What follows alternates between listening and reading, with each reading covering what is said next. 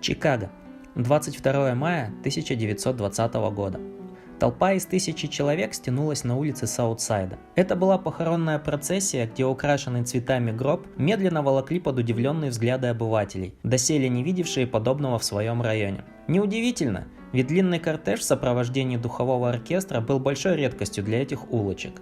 Тысячи людей блокировали близлежащие улицы, цепляясь за пожарные лестницы, вылазили из окон или смотрели вниз с крыш на похоронную процессию. Среди почетных носильщиков гроба были известные политики, в том числе и конгрессмен. Помимо них в похоронной процессии участвовали различные бизнесмены, оперные певцы и лидеры различных итальянских благотворительных организаций. Казалось, что хоронят какого-то влиятельного политика или уважаемого члена общества. Но это не совсем так. Чикаго стал свидетелем первых в истории города настоящих гангстерских похорон, но далеко не последних.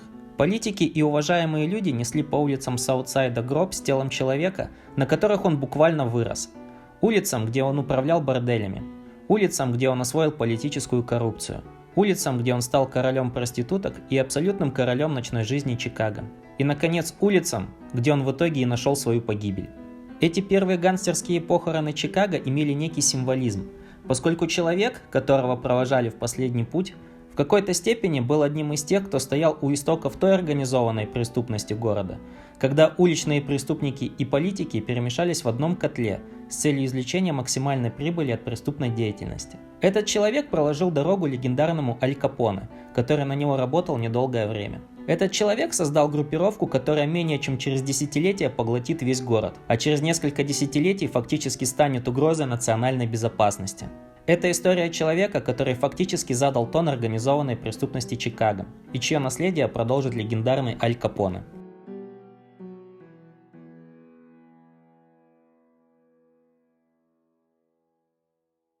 История нашего героя начинается в конце 19 века, в Калабрии, беднейшем и отсталом регионе Италии.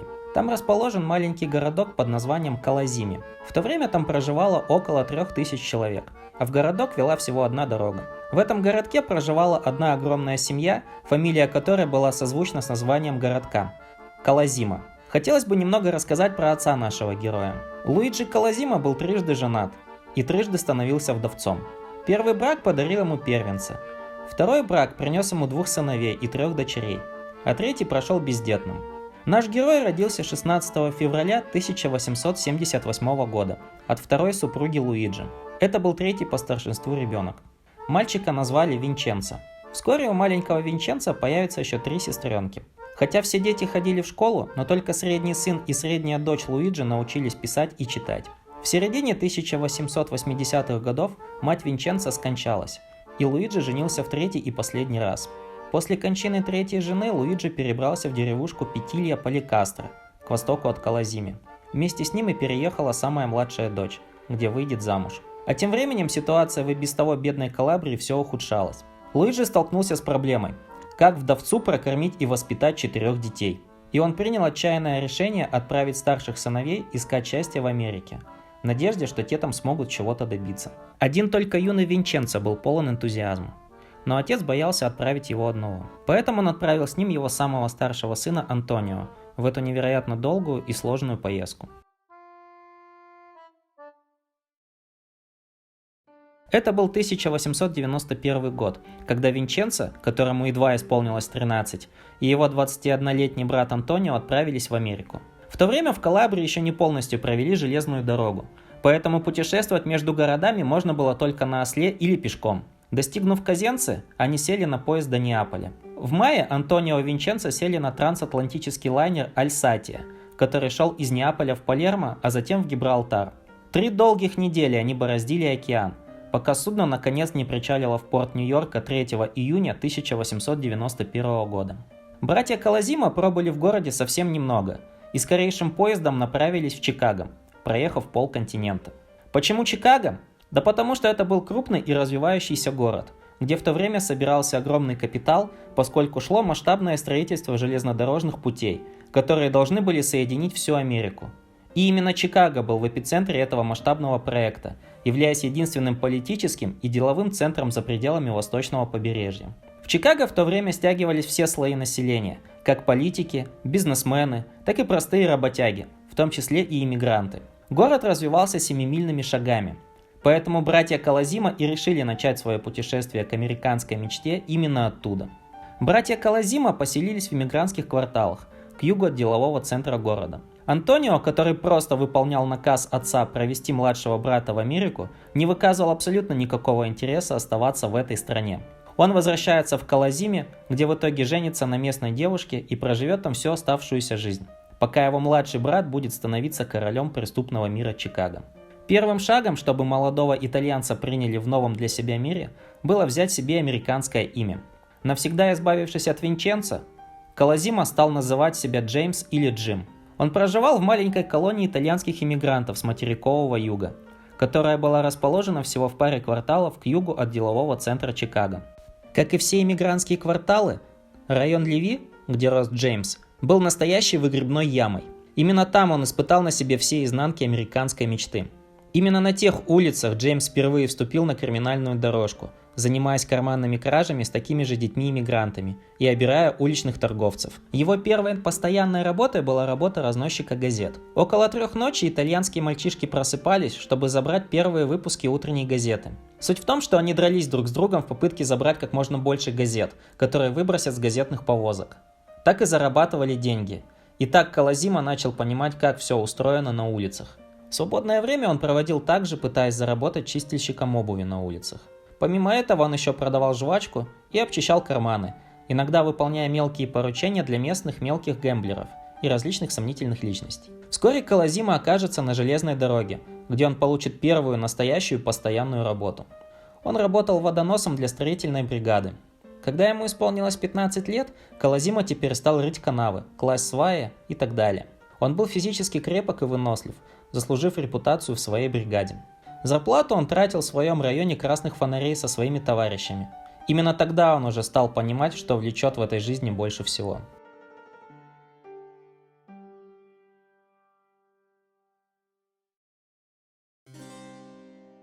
Вскоре Джеймс стал снимать комнату у семьи Де Стефано, иммигрантов из Базиликаты. Эмилио Де Стефано был одним из уважаемых людей в итальянской общине. Фактически, семья Де Стефано стала приемной для Колозимо. Они привили ему любовь к искусству, в частности классической музыке и опере. Эмилио Де Стефано также стал своего рода образцом для подражания для Колозимо, который старался во всем равняться на преуспевающего итальянского иммигранта. Но самое главное, помимо образованности, что получит Колозимо от семьи Де Стефано, это их самый младший сын Рока, который станет лучшим другом Колозимо, его личным адвокатом и профессиональным поверенным, который будет вносить залог за него и его людей. Колозимо прожил в семье Де Стефано почти 10 лет. В 1895 году к Колозимо прибыл отец с братом и сестрами. А тем временем Джеймс уже обладал внушительной репутацией. Железной дорогой он давно завязал, занимаясь мелкими кражами и ограблениями. В 18 лет крепкий и здоровый Колозимо стал участвовать в кулачных боях. Он часто одерживал верх, и люди стали ставить на него, что приносило ему большие деньги. Кулачные бои подарили ему прозвище «Большой Джим». Помимо навыков обращения с кулаками, он был достаточно умным и харизматичным, благодаря чему сумел обзавестись множеством друзей. В то же время Колозимо работал уборщиком, подметая и убирая улицы. Его повысили до старшего рабочего, и он организовал своих уборщиков в профсоюз, используя свои связи. В то время районом Леви управляли 2 коррумпированных олдермена. Это Майкл Кена и Джод Кафлин, без ведома которых ничего не происходило. Кена и Кафлин были частью так называемой политической машины Чикаго. Это объединение коррумпированных политиков, которые по факту контролировали весь город. Колозимо не просто так организовал свой профсоюз. Имея репутацию, он предложил свои услуги этим 2 политикам. Идея заключалась в том, что его профсоюз будет собирать голоса во время районных выборов для Кена и Кафлина. Колозимо хорошо себя проявил, и вскоре его повысили до начальника избирательного участка Леви. Его работа заключалась в том, чтобы собирать деньги от местных преступников, которые работали под патронажем Кена и Кафлина. Мастер кулачных боев и здоровяк, Колозимо очень хорошо справлялся со своей работой. Он посещал все салуны и горные дома и бордели, собирая с них деньги. Особенно Колозимо втянулся в сутенерство, когда собирал дань сутенеров и бордель Маман, узнавая все больше о торговле плотью. В 1902 году, в очередной раз делая обход, Колозимо познакомился с бордель Маман по имени Виктория Мореско, которая управляла захудалым борделем. Мореско была землячкой Колозимо, причем из родного города. Увидев возможные перспективы, Мареска предложила Колозимо войти в долю и взять на себя управление борделем. Через 2 недели они поженились. Вскоре бордель стал процветать, и в честь своей невесты переименовал его в Виктория. Буквально вскоре он открыл еще 3 борделя.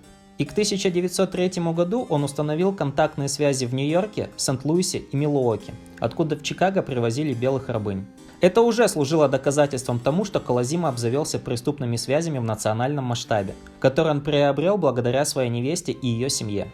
По сути дела, если так разобраться, брак Колозимо и Мареска никогда не был про любовь и большие чувства. Это был просто взаимовыгодный союз, где Колозимо получает возможность заниматься сутенерством и обзавелся преступными связями по всей стране, а Мареска получила политическую протекцию. В 1903 году Колозимо объединил усилия с другим известным сутенером Леви, французом по имени Морис Ван Бивер, с которыми они подняли бизнес торговли плотью на более высокий уровень.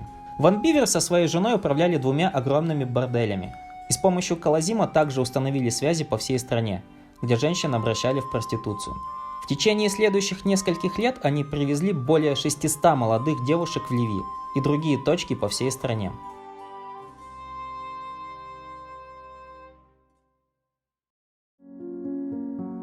В 1904 году Колозимо открыл собственный бильярдный зал. С помощью своих политических связей он познакомился с Мон Теннесом и горным боссом с Нордсайдом, проведя в свою бильярдную телефонную связь. Это было признаком того, что там работала букмекерская контора, поскольку благодаря телефону передавалась информация по скачкам, которую быстро передавали букмекерам. Управляли заведением Джозеф и Джон Мареска, братья Виктории. Они также были силовиками Колозимо. Помимо этого, Колозимо работал с еврейскими сутенерами из соседних районов, а именно с семьей Гузик, которые потом будут тесно работать с Аль Капоне. К середине 1900-х годов Колозимо стал большой шишкой в преступном мире Чикаго и получил другое прозвище – Diamond Jim. Его так называли, потому что он часто носил белый костюм, бриллиантовые булавки, пряжки, подтяжки, кольца и другие украшения. У него также появилась привычка проводить уикенды в дорогих курортах Hot Springs, куда он, будучи любителем музыки, брал с собой артистов из Чикагской оперы, пением которых Колозимо так любил наслаждаться.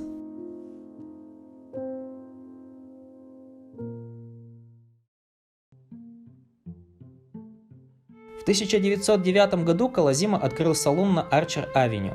Это была обычная забегаловка, где наливали пиво работягам. Но вскоре заведение переехало по другому адресу, которое назвали отелем Хармон. В декабре 1913 года Колозимо выкупил все здание и переделал его в свое изысканное кафе-ресторан под названием Колозимо.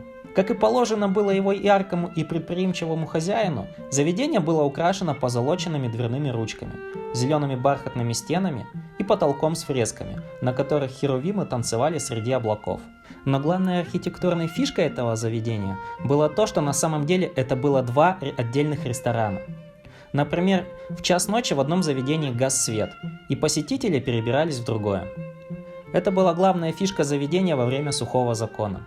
Но самое главное, что в заведении выступали с номерами такие мировые звезды, как Энрико Карузо, Тито Руффо, Франческо Дади и маэстро Джакомо Спадони.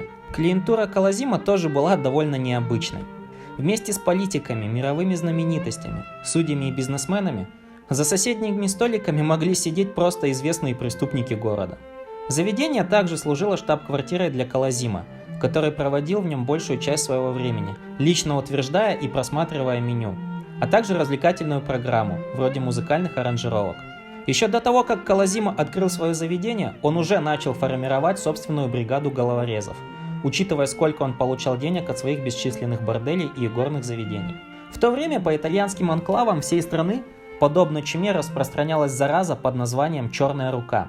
Это был простой способ вымогательства, когда маломальски зажиточным итальянцам вымогатели отправляли письмо с отпечатком черной руки с требованием заплатить. И Колозимо не стал исключением. В 1911 году Колозимо стал получать такие же письма.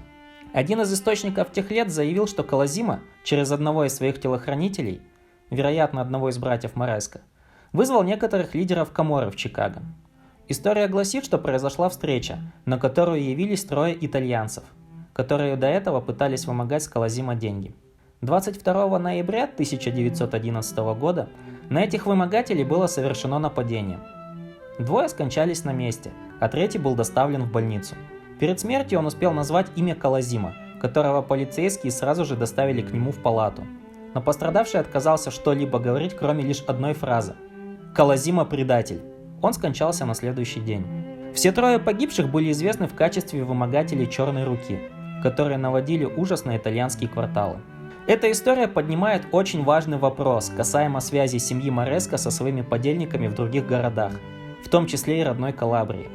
Мы не знаем наверняка, готовился ли Колозима защищать свое накопленное богатство от потенциальных вымогателей. Но так уж совпало, что к тому времени он уже начал формировать что-то вроде личной армии из боевиков, которых он привлекал с восточного побережья. В прессе говорилось, что Колозима стал прибегать к услугам гангстеров из других городов, потому что просто не доверял местным. Если же посмотреть на историю становления Колозима, то он начинал с нуля, и родился он в абсолютно простой семье, которая не была связана ни с Каморрой, ни с Дрангеттой. Но когда он породнился с семьей Мареско, он сразу же обзавелся связями по всей стране, и, вероятно, в родной Калабрии. В тот период на территории США действовала единая сеть Каморры, в которую входили люди чести из Неаполя и Калабрии, а также различные гангстеры несицилийского происхождения. Примерно в тот период к Колозима из Чикаго прибыли трое боевиков из Бруклина. Это Джонни Торрио, Тони Ричи и Роберт Ванелло. Согласно распространенному заблуждению, Торрио приходился родственником Виктории Мареско, которая якобы вызвала его в Чикаго, чтобы помочь своему мужу, когда ему начали присылать письма с угрозами. Вот только факт в том, что Торрио вообще никак не был родственно связан с семьей Мареско, потому что он вообще не был калабрийцем. Торрио, Ванелло и Ричи были гангстерами из Бруклина, которые были членами одной банды. Судя по всему, но они могли быть как-то связаны с этой преступной сетью Каморры. Впервые фамилия Торрио всплыла в 1909 году, когда его обвинили в том, что он был управляющим в одном из заведений Колозима, а также его главным человеком в сутенерском бизнесе, который был связан с торговлей белыми рабынями между Чикаго, Сент-Луисом и Нью-Йорком. Неизвестно точно, когда Торрио прибыл в Чикаго, но он, вероятно, оказался там еще в 1908 году. На тот период он был промоутером для нескольких боксеров. В 1908 году в Чикаго состоялся боксерский матч, где Торрио был менеджером одного из боксеров. Вполне возможно, что Торрио и Колозима могли там и познакомиться, и Торрио предложили работу. Еще в октябре 1907 года Роберт Ванелло, друг и соратник Торрио, убил одного итальянца в Биллингсе, штат Монтана, за что в следующем году будет приговорен к 50 годам тюремного заключения. Но он вышел на свободу в 1914 году и сразу же оказался в Чикаго. Это было очередным доказательством того, что Колозима и его группировка в Чикаго была частью некой преступной сети по всей стране, которая отправляла своих боевиков для устранения любых препятствий на различных территориях. Ванелло получил в управление один бордель и стал главой крупнейшего объединения борделей в районе Леви. В то время в Чикаго власти активно стали пытаться прикрыть район красных фонарей, закрывая и разгоняя бордели. Ванелло вместе со своим помощником Майком Фицпатриком устроили перестрелку с полицейскими, один из которых был убит на месте. Источники тех лет говорили, что Ванелло выстрелил первым. Ванелло был ранен в ногу, и говорилось, что Торрио отвез его в больницу на своей машине. Тем не менее, но виновных так и не привлекли к ответу. Вскоре после этого Колозима в своем заведении устроил знаменитый банкет, который запечатлела пресса, где присутствовали политики, сотрудники правоохранительных органов, члены местной мафии и другие рэкетиры. Этот банкет символизировал уровень власти Колозима, поскольку в то время он уже откололся от своих бывших политических покровителей – это Кена и Кафлина. Давайте подробно рассмотрим присутствующих.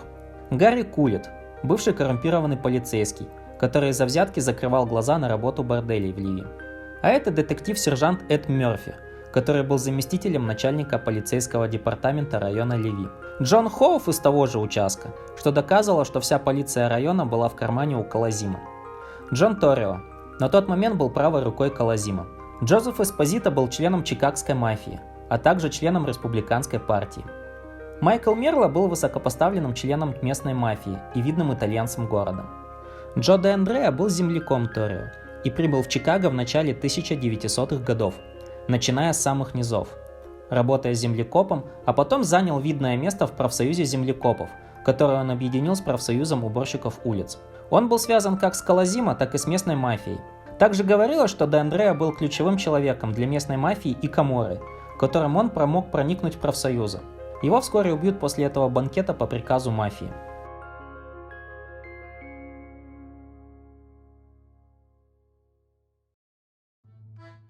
Из-за давления властей на район красных фонарей Колозимо нацелился на Бёрнхэм и северо-западную Индиану.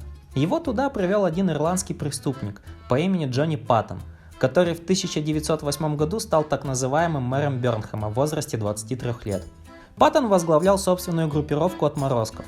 Познакомившись с Колозимо, они вместе приобрели бордель под названием Arrowhead Inn, который был расположен в центре Бёрнхэма.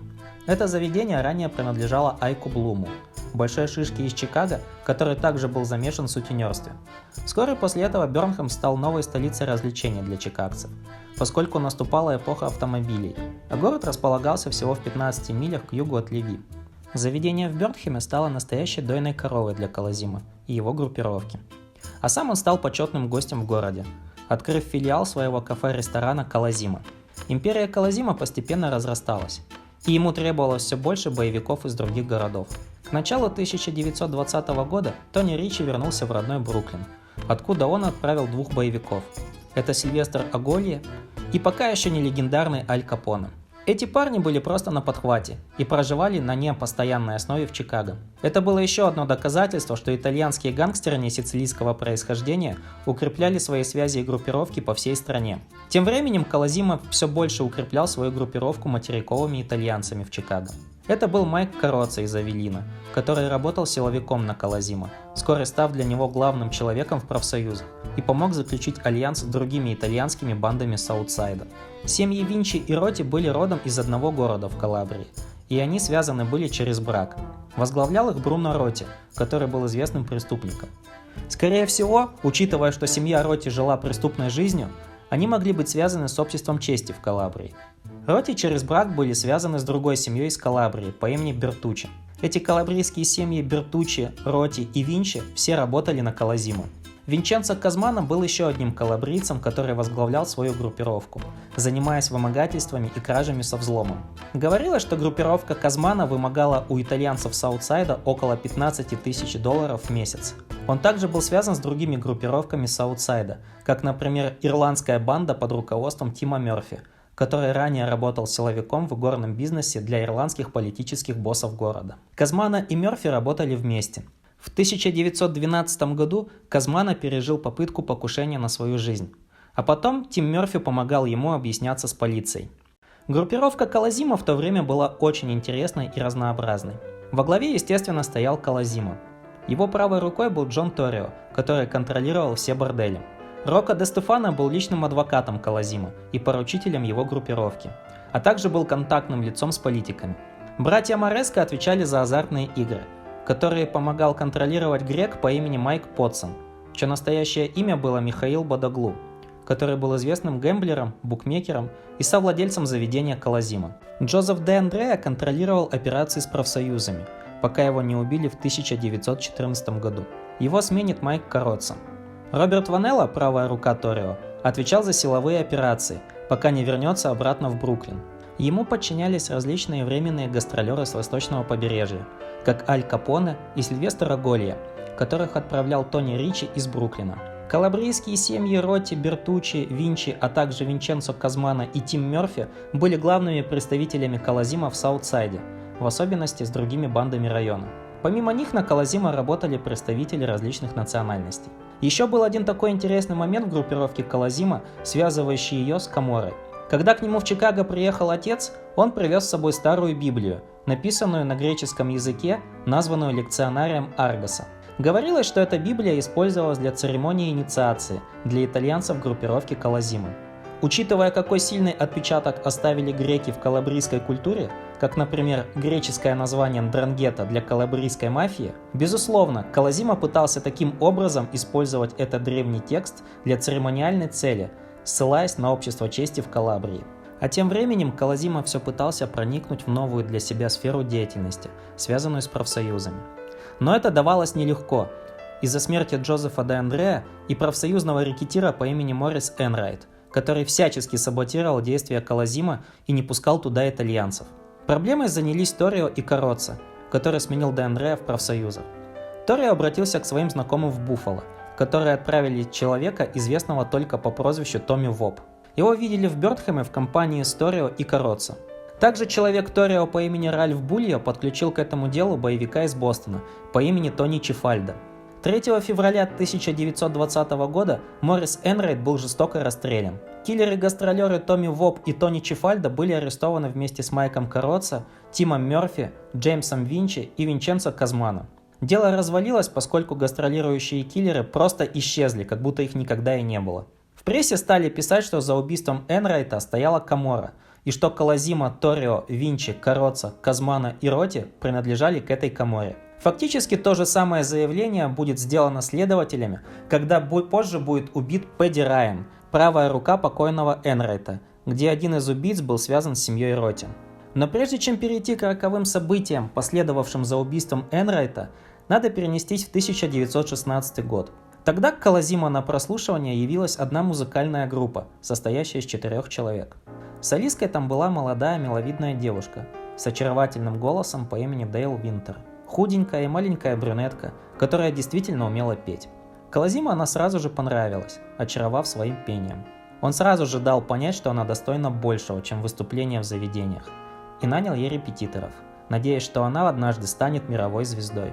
Она стала настоящим украшением заведения Колозимо, а с 1918 по 1919 год она стала украшением всего Чикаго, чей голос приезжали послушать ценители из других городов. Но самым главным ее слушателем всегда оставался один человек – это Джеймс Колозимо. Никого не удивило, когда в марте 1920 года Колозимо развелся со своей женой, которая к тому моменту уже растеряла всю былую красоту и молодость. В следующем месяце он женился на Дейл Винтер. 11 мая 1920 года в 4:30 утра Колозимо прибыл в свой ресторан. Он поздоровался со своим бухгалтером и прошел дальше. В заведении его должен был ждать Торио, но его так и не оказалось на месте. Раздался телефонный звонок. Торио позвонил и сообщил, что их партия пива из подпольной пивоварни уже в пути. Тогда уже в силу вступил сухой закон. Ожидая доставки, Колозимо вернулся в тесный кабинет своего бухгалтера. После обмена любезностями Колозимо позвонил своему личному адвокату Рокко де Стефано, но тот оказался недоступен. Затем Колозимо поприветствовал персонал на кухне и еще нескольких людей в задней части здания. Он отправился обратно к главному входу, не подозревая, что кто-то с пистолетом прячется в гардеробе. Раздалось 2 выстрела. Большой Джим рухнул замертво, а Чикаго потерял одного из своих преступных лидеров. Почти везде говорится о том, что за убийством Колозимо стоял Торио. Видите ли, все источники тех лет говорили, что Колозимо размяк из-за своей любви и практически перестал заниматься своей преступной империей. Более того, также говорилось, что Колозимо хотел вскоре уйти на покой, а со вступлением сухого закона он на почве этого запретил своим людям заниматься бутлегерством, чем и подставил себя под удар. В тот же день по подозрению в убийстве был арестован известный гангстер по имени Фрэнки Иалли, который прибыл в город. Иалли был могущественным гангстером в Бруклине, который был с Торио в одной банде, пока тот не перебрался в Чикаго. Иалли на тот момент был боссом собственной группировки в Бруклине. Аль Капоне работал на Иалли до своего переезда в Чикаго. Складывая все воедино, один из следователей опознал человека, похожего на Иалли, и когда подозреваемого доставили на опознание, свидетель просто отказался от своих показаний. Тем не менее, но дело развалилось. Как бы то ни было, но версия, что Торио заказал Колозимо и попросил своего друга Иалли убить его, до сих пор остается самой вероятной. Но если подробно разобрать эту версию, она уже кажется не такой уж и вероятной. Во-первых, версия, что Колозимо запрещал своим людям заниматься бутлегерством, банально не выдерживает никакой критики, поскольку они и так занимались этим видом бизнеса. Во-вторых, как говорилось, группировка Колозимо была частью Каморры, а не мафии. Но зато Фрэнки Иалли на момент убийства Колозимо был высокопоставленным членом мафии в Нью-Йорке, в отличие от Торио, который не был мафиозом. По сути дела, Торио в пищевой цепи итало-американского преступного мира стоял ниже Иалли, который точно бы не поехал в другой город, как какой-то наемный убийца, выполнять заказ от нечлена мафии. К тому же не стоит забывать, что Иалли тоже был боссом собственной группировки в Бруклине. И он, учитывая свой статус, тогда бы просто отправил для этой работы кого-то из своих людей, а не поехал бы сам. К тому же Иалли мог оказаться в Чикаго просто навестить своего старого друга. Потому что есть задокументированные данные, что Торио и Иалли часто проводили время вместе с их старыми приятелями из Бруклина. Так что, разобрав эту версию с Торио и Иалли, то, как мы видим, она не кажется такой уж правдоподобной. Основной мотив убийства Колозимо, по сути дела, лежал на поверхности. Колозимо, как говорилось, обзавелся преступными связями только после брака с Викторией Мореско, чья семья могла быть связана с обществом чести в Калабрии. Так что, когда Колозимо бросил Мореско и женился на своей молодой любовнице, он, по сути дела, подписал себе смертный приговор. Брак Колозимо и Виктории изначально был сугубо деловым. Но Джеймс получил от него большие преимущества, как связи с Каморрой. Семья Мореско, как люди чести, судя по всему, не могли простить такое оскорбление. Как бы то ни было, но после смерти Колозимо Виктория и ее братья, которые, к слову, всегда оставались ключевыми подозреваемыми, сразу же покинули город и больше никогда не появлялись в Чикаго. В состояние Колозимо почти все отошло его родной семье. Дейл Винтер была готова сражаться за богатство покойного мужа, но согласилась на $6000 и переехала сниматься в музыкальной комедии на Восточное побережье. Отец Колозимо и члены семьи продали свою долю в ресторане Колозимо Майку Потсону. Торио же отошла его преступная империя, унаследованная от Колозимо. По сути дела, конец Колозимо ознаменовал собой конец той старой эпохи преступного мира и началом новой, эпохи бутлегерства, где уже Торио и его помощник Аль Капоне пишут свои имена в историю преступного мира страны.